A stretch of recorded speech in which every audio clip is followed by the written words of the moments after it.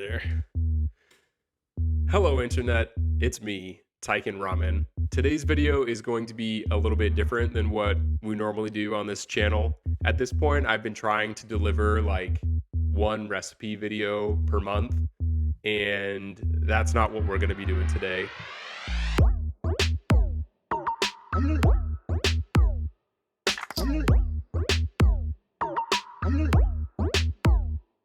I was on track and made a bowl for this month, but it just went completely sideways.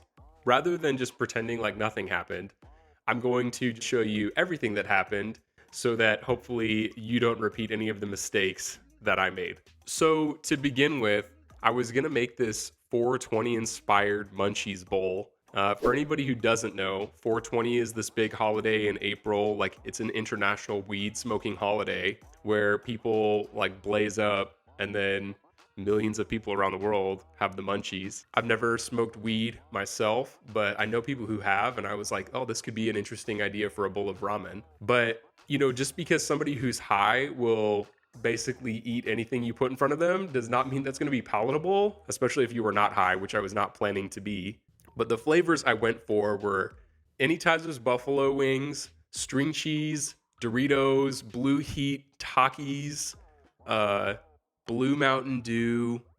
It was just like everything. I was just throwing basically anything to the ramen bowl to see if something was going to stick. And most of the time on the channel, I'll start with like some kind of a flavor map or a pie chart to show you what I expect to taste in the bowl. And that was just like not where we were for this recipe.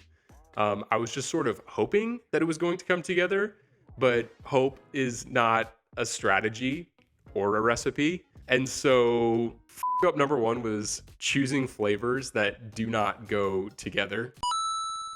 I made a broth out of Anytizers wings. You might have seen them in the frozen section. I just really threw a bunch of them in my pressure cooker to try to extract as much flavor as I could get. And you'll see here, I like take the lid off of the pressure cooker and I go, oh geez, all of the flavoring agents that professionals chose for these wings had like congealed and floated to the top, aka an oil that was aromatic. And you can see I really aggressively am like, no, I will not be having that in my soup. And so I like slough it off here and throw it away because I'd already hatched this awful plan that I was gonna make an aroma oil out of Mountain Dew, which is so gross. So anyway, bye-bye convenient aroma oil. And here's fuck up number two. Just take your luck where you can get it. I'm being handed this aroma oil that I didn't plan on, and at the very least I could have saved it to try to use. And considering the wings already had this like touch of buffalo flavor to them, it really felt like Rick without Morty not having a buffalo oil on this kind of buffalo soup. But anyway, it's just getting weirder from here, so strap in. For the noodles, I was like hell-bent on getting these Blue Heat Takis to work as noodles. What I did was I just like blended up a bunch of Takis and then I made a 10% Takis adjunct, hoping that the flavor would go through of like the heat from the Takis, but also a little bit of that corn flair. Something that you might not have known about corn is corn does not have gluten in it, which is something I did know and proceeded anyway. Without that gluten, your ramen noodle just isn't the same. Because it didn't have as much gluten, the noodles did not want to come together, which meant I had to keep laminating the dough on itself in order to get it to participate. And the more you laminate your noodle dough, the weaker it gets past like 3 laminations. So I've got this like low gluten, ultra laminated, cursed noodle, and it definitely had like an aroma of Takis. When I eventually did get to eat them, it just wasn't it. And this leads me to fuck up number 3, which is just stick to the fundamentals. Because if you had like handed me a pop quiz that day and been like, does corn have gluten in it? Do you think that all the extra sodium from the Takis seasoning is gonna mess with the noodle? Like, obviously I knew those things. I was just so committed to the bit at this point.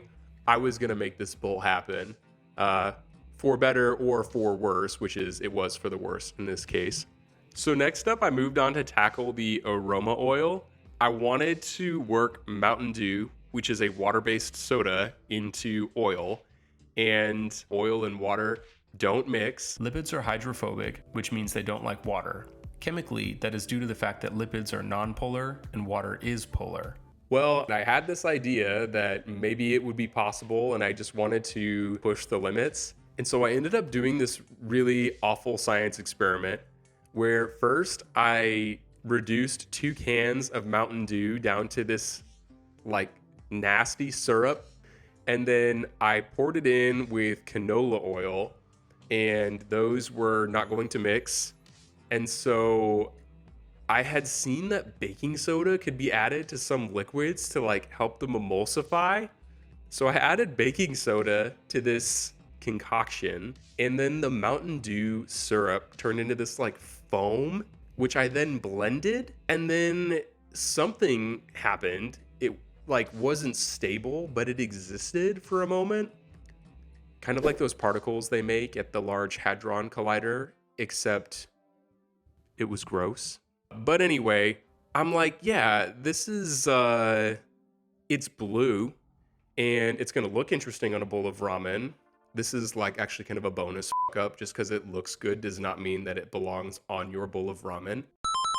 But yeah, I'm just sitting here looking at this like aroma oil foam flubber nightmare thing. So this is officially up number 4. When the universe tells you no, just listen. Like, this aroma oil was basically begging to not exist. The whole thing was just a mistake. Next up though was the Dorito deep fried egg.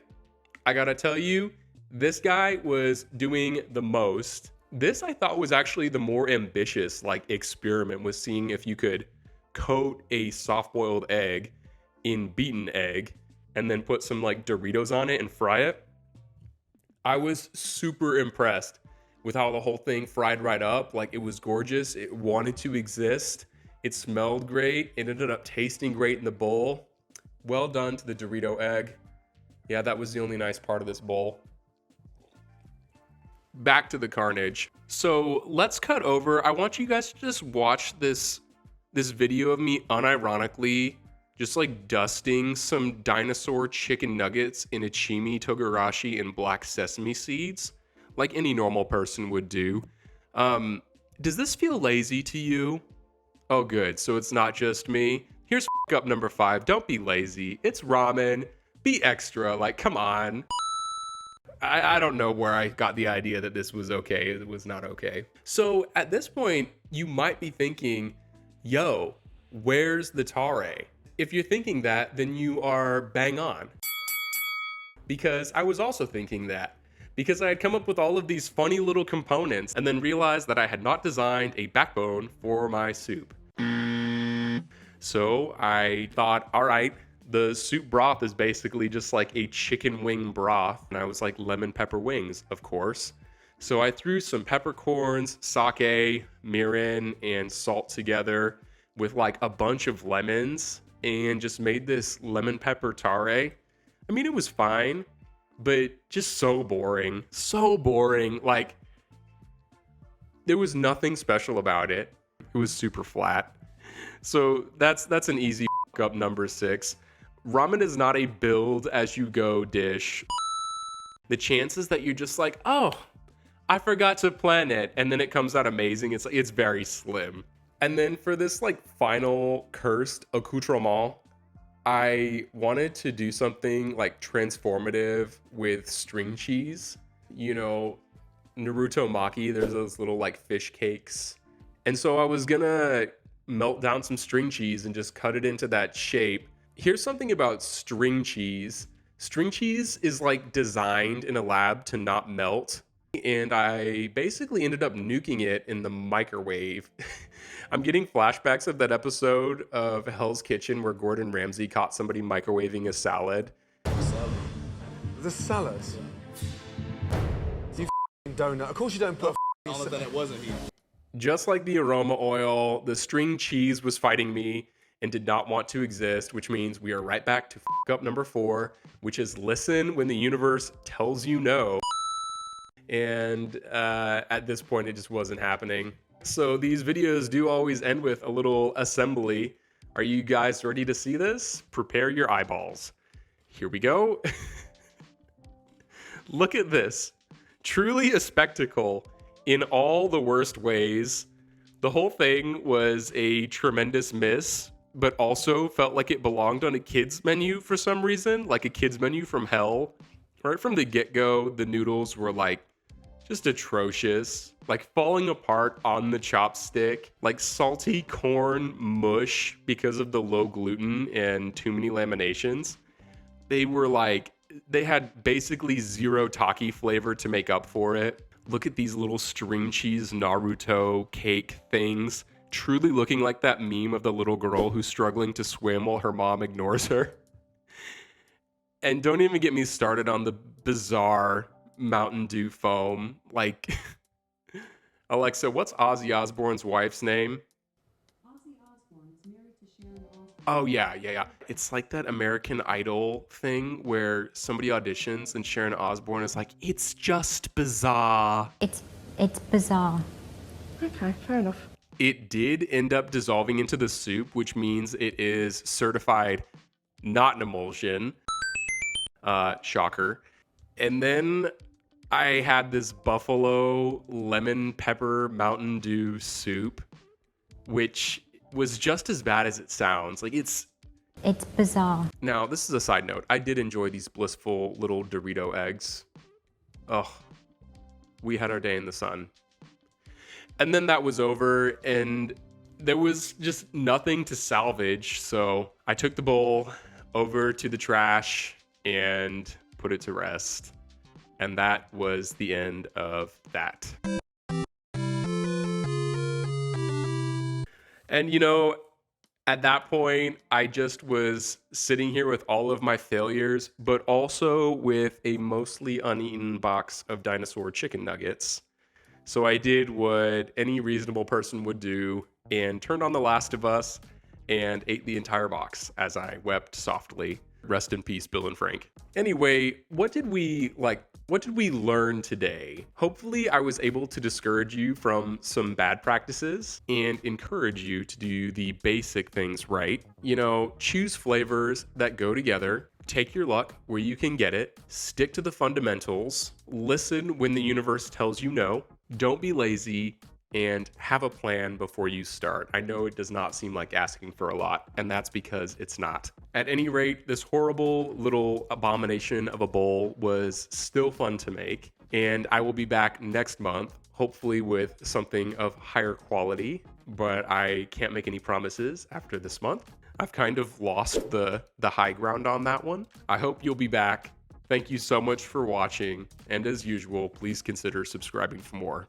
See ya.